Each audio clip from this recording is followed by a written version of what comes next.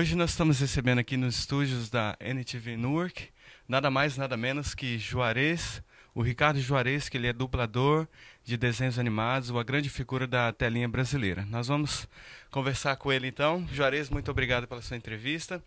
E nós gostaríamos de perguntar para você como é que começou. Fala um pouco do seu background, como é que começou esse sonho de começar a dublar.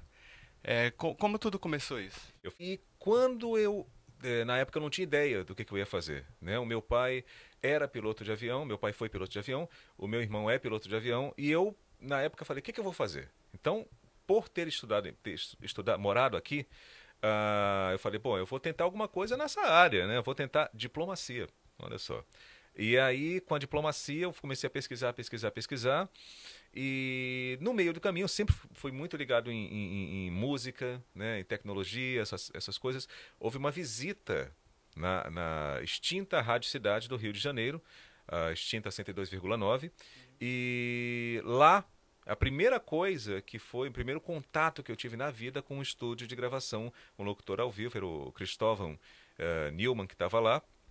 Dali eu me apaixonei pela profissão e comecei a fazer cursos. E na época falaram, você tem a voz boa, mas é muito impostada. E aí eu comecei a fazer teatro, para poder deixar a interpretação mais natural. Essa coisa de voz impostada não existe mais, é coisa do passado. E a partir daí eu comecei a entrar na dublagem também, entendeu? Uma coisa foi ligada à outra. E comecei fazendo papéis pequenos.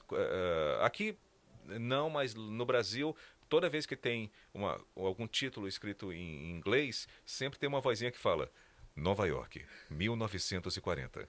Né? Então sempre tem alguma coisa que tá escrita em inglês, então tem que ser a legenda. Né? Eu comecei fazendo papéis pequenos até que cresci e comecei a pegar papéis médios e grandes e assim foi. Agora, a coisa aconteceu dessa forma muito improvável, né?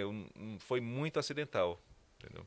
Aproveita e fala pra gente de alguma pessoa que você admira nesse meio. Você se espelhou em alguém? Como que começou esse? Qual que foi o seu primeiro personagem que você mais gostou?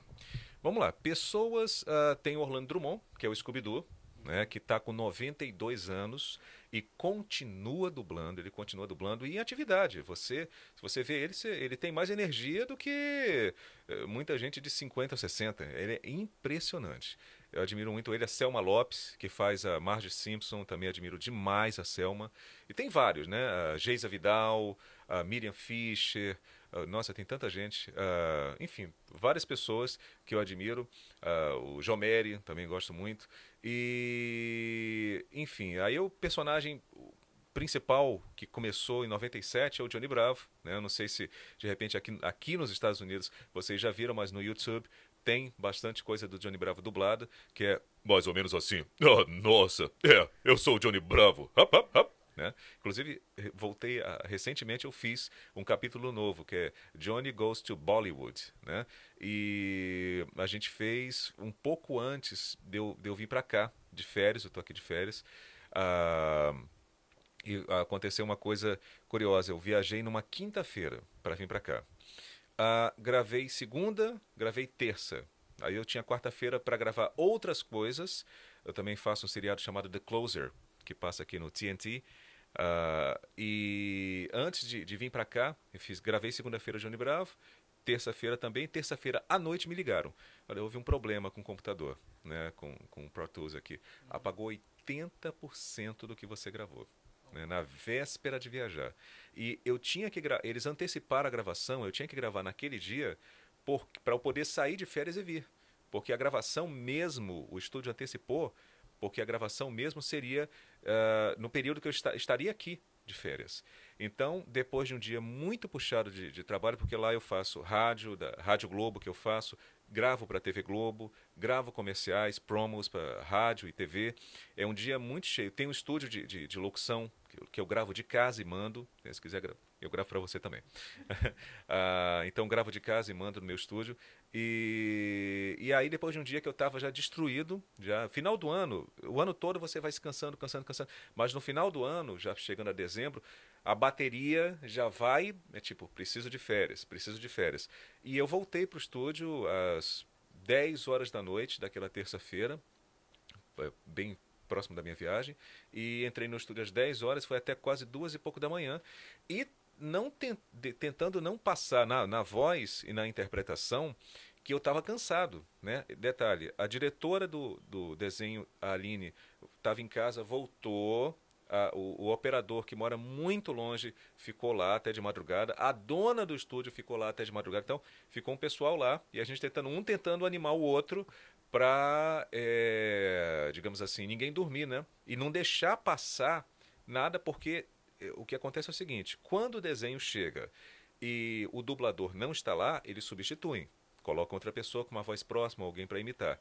E eu não queria perder o Johnny Bravo. Então eu fiz isso e tal. E hoje em dia, a dublagem para mim virou quase que um hobby. Eu vivo mesmo da locução. Eu fiz porque eu gosto. O Johnny Bravo é como se fosse um meu filho, né? E é basicamente isso. Assim, eu sou muito agradecido a Cartoon, a Turner, porque já me deram muitas alegrias. E no final o resultado ficou melhor do que o primeiro? O que você achou? Olha, eu não vi. A gente, quando está gravando, a gente está preocupado com a parte técnica, né? A dicção, a interpretação, a naturalidade. Mas, assim, como eu já tinha feito o desenho todo, né? E a gente foi regravar 80% praticamente, então eu coloquei o que a gente chama de cacos. Por exemplo, o Johnny Bravo, ele tem. O caco dele é o sinistro, né? De vez em quando ele faz sinistro e tal.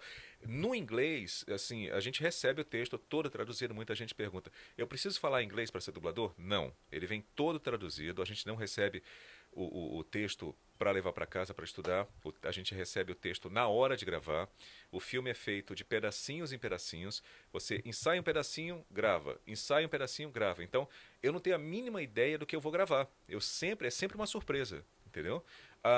E no caso do Johnny, como eu já havia gravado, eu alterei algumas coisas. Tem uma cena desse Johnny Goes to Bollywood que ele tá num lugar tipo um lixão, um depósito de lixo, e tem um outro cara que é tipo um concorrente dele, que tem um topetão também, seria um Johnny Bravo da Índia, né?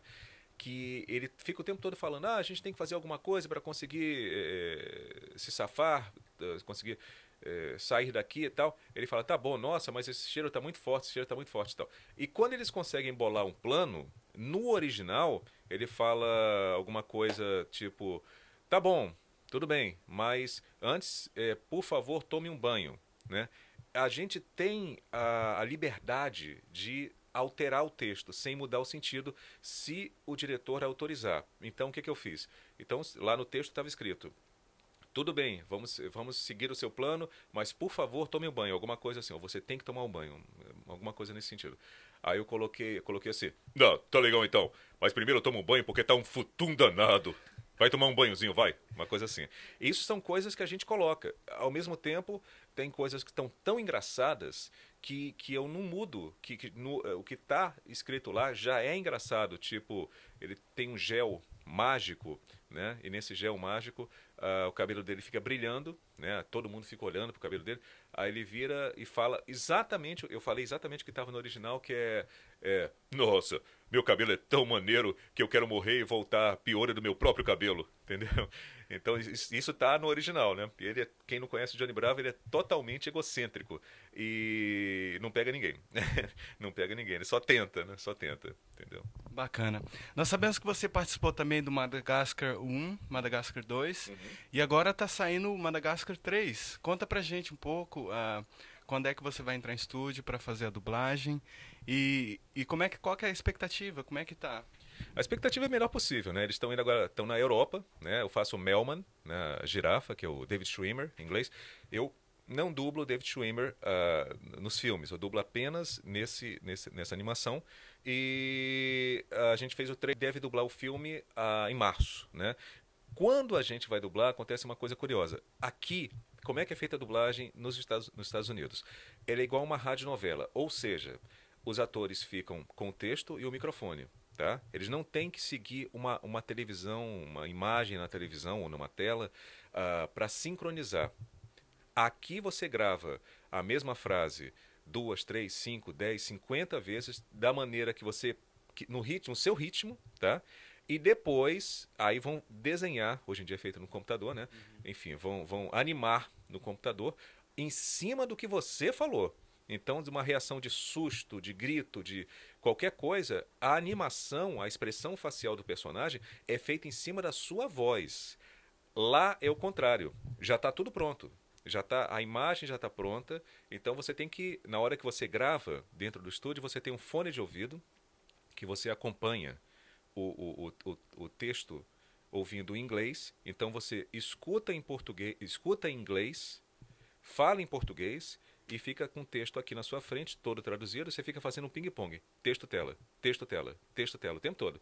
Né? Então, tudo isso ao mesmo tempo. E você tem que se preocupar com dicção, interpretação, a intenção da fala, ritmo, naturalidade. Tudo isso você tem que fazer, é um conjunto. Então, e você, como eu falei, você vai fazendo por partes. Errou, volta.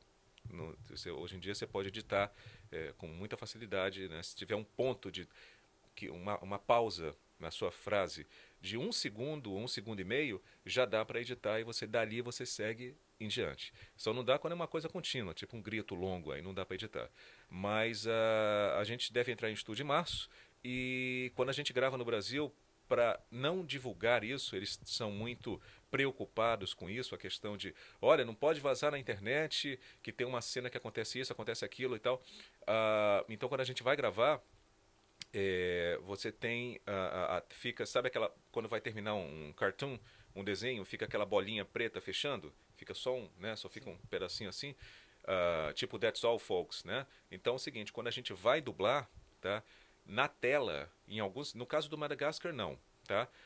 Você vê a Madagascar, a imagem é preto e branco, meio escura, cheio de marca d'água, escrito DreamWorks, Property e tal. E quando a gente vai gravar, até para ver é meio difícil, porque eles mandam uma cópia de propósito ruim para que não caia na internet, não vaze. Então é uma imagem preto e branco, meio escura e tal. Em alguns filmes, tá, que é também DreamWorks, por exemplo, o caso do Transformers, que eu faço o Tyrese Gibson, né, que é aquele rapaz negro que aparece com o jacaré do El Chan, né, aquele com cabelo raspado, é o Sargento Epps. Quando a gente grava, se tiver uma cena que tem um monstro do lado, aqui do lado, né, você vê apenas o rosto dele e ele se assustando, mas eu não tenho a mínima ideia o que está do lado. A tela preta e daqui a pouco eu fico esperando, a tela fica totalmente preta no Transformers. Quando ele vai falar, aparece apenas aqui assim o rosto dele e aí você fica olhando, tá ali. Aí você fala e depois ela fica preta de novo. Eles são muito